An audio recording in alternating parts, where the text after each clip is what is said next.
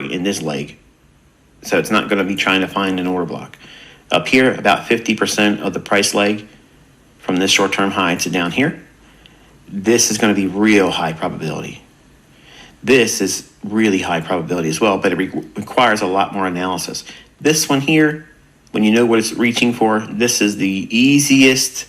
In other words, what I'm outlining here, and for some of you that are in the 2021 group, you're looking at this saying, this is too simplified. I don't know what you mean. I don't know what you mean. Trust me. I'm going to show you an example. We used it in real time, but I'm going to show you what I mean. Getting rich, okay, getting wealthy, getting to the point where you don't need to work anymore and you can find enough trades in the marketplace to fund yourself and your lifestyle, whatever that lifestyle is, fill in the blank. It's going to be seen with these trades right there. When you have all the backdrop over here in a bearish market, these are the easy taking candy from a baby type trades. And most of the time, when I was doing examples on Twitter, unless I was showing my algorithm without teaching it and showing off, I was doing a lot of these types of trades, or vice versa when it's bullish. And we'll see a bullish example before I close the video. But these ideas of knowing where it's likely to go and not making a big deal about all this, because this is where all the trolls would say, yeah, but he didn't sell it there, but he didn't sell it there, and he didn't sell it somewhere in here. I'm selling it in here. But they don't know what I was doing back here. I'm just choosing this as an example. And when I was on baby pips, these are the examples I was showing also, where they're just easy over and over again. And I wanted to see if folks would pick up on it. Nobody was picking up on any of it. Like, I felt like I was a Martian visiting Earth. Everything I said, no one could understand. But anyway, the point is, this area here is the highest probability shorts for bearish order blocks, because it's in a hurry to get down here. You know it's likely to go down there. And it might be relatively equal lows way back over here. And or it might be a single low that it's going to try to race to get down below. But this right in here, this peak is going to have the highest, most trustworthy bearish order blocks you'll ever find in your life. If you learn to wait for those types of setups on all time frames, this could be a 5-minute chart, this could be a 15-minute chart, an hourly chart, a 4-hour chart, a daily chart, a weekly chart, 3-month chart, a 5-hour chart, whatever time frame, it doesn't matter. But you need to know what's in this green box. That's the draw on liquidity. That's where the algorithm is going to be repricing. Because if you don't know that, everything else, every PD array is going to fail you, because you don't know where it's trying to go to. If you know where it's likely to go to, given enough time studying the market like that, it makes it very clear to see every instrument I've taught you in PD arrays. You'll find the ones that exist in price, and you work with those. It's not like it's hidden, like they're hiding some fair value gap there you can't see. It's either there or it's not. It's either going to have an up close candle in this price leg or this price leg that's going to act as a bearish order block, or it's not.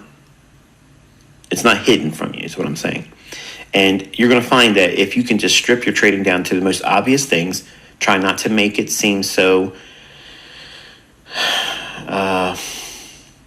mystical, okay, or too high and lofty, or just overcomplicated. It may seem that way because I have a lot of things I've been teaching you, but not every price swing has every element that is available to the algorithm. The algorithm is going to see what price is done in the past, because it's done what it's done based on what it's delivered. So it's going to refer back to its own old work. Well, we know that those signatures in price, what do I mean by that? The specific PD arrays, the old high, the rejection block, if it's got a wick, the consequent encroachment of that wick, because we treat it as a gap. And then you have the bearish order block. And then you have potential bearish propulsion candle. Then you have a potential fair value gap in the form of a sell side imbalance, buy side inefficiency. And you have volume imbalances that can be anywhere in between the bearish order block low and the next short-term low. So I got a question about that, so I'm tossing that in there just as extra credit, throwing that in there extra because I was asked, where does volume imbalances lie in the PDA rate matrix. It's anywhere between the order block, bearish order block's low, or above the bullish order block's high. It could be anywhere above that or below it relative to the order block. So the idea is you want to learn this right here. And also what you're looking at is this is the second half of a market maker sell model. So this is smart money reversal, some low risk sells over here, maybe in this price leg. Then you have an area of distribution. And what happens next? The second level of distribution, where it's going to be in a rush to get down there. So that's why it's important, and why I'm even teaching you the market maker sell model and buy model. And if you understand it, you literally can make your own paycheck, whatever you want it to be. You get out there and get funded and just turn yourself loose on the world. Okay? And just literally destroy it. But you have to understand what sets this leg up. Because if you don't have this, well, you don't know if it's going to be in a rush to get down there. But if you have this one behind you, and you have the old high being taken over here, and it breaks down, you have all of the confirmation of a market maker sell model in play in an existing bearish market. So you have all of the advantages of knowing that there's going to be a bearish order block in this leg or here, that if you see it trade up into that, it's hammer time. And just watch it walk right on into your target. And many times it'll just overshoot that as well. What I'm showing you here is literally the Holy Grail. Like, this is the blueprint to millionaire status. And it's literally easy, but you have to learn a lot of things to get all this stuff understood. And I'm showing you a lot of things with just simply with this line chart. And I could teach this lesson just like this on YouTube, and it would fly over 90% of people's heads because they haven't been here. They haven't gone through learning everything I'm teaching you. But this right here, this is the money train. Like, this is the easy, absolutely, like, put it this way. The laziest of all the interbank traders wait for this one because it's the easiest one. It runs right to their targets real fast. It usually has very little, if no drawdown, no pullbacks, no retracements. It's just straight on right into money. Now, the problem with this is you're going to want to see this so frequently. You're going to look at every little short-term rally and think, yeah, I'm so impatient, I can't stand it. This is going to be that thing. I want it to be this type of event that ICT is talking about.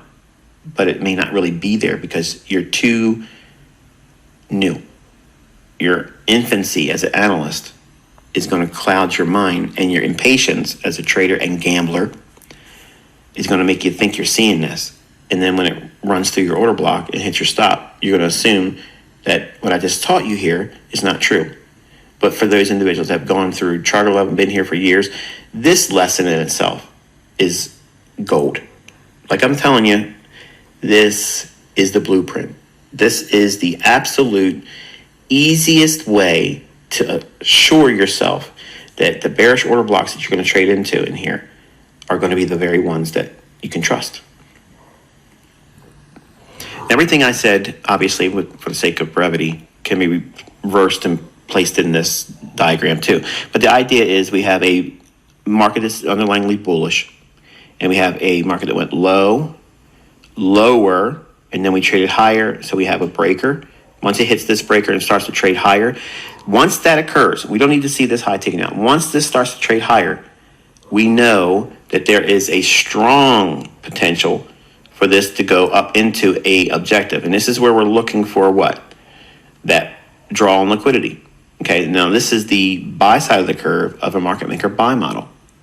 So this whole element here is what we're looking for bullish order blocks. The highest probability, easiest bullish order blocks are going to be inside this leg here and in here. So in the market trades down in either some down close candle in this leg or in here.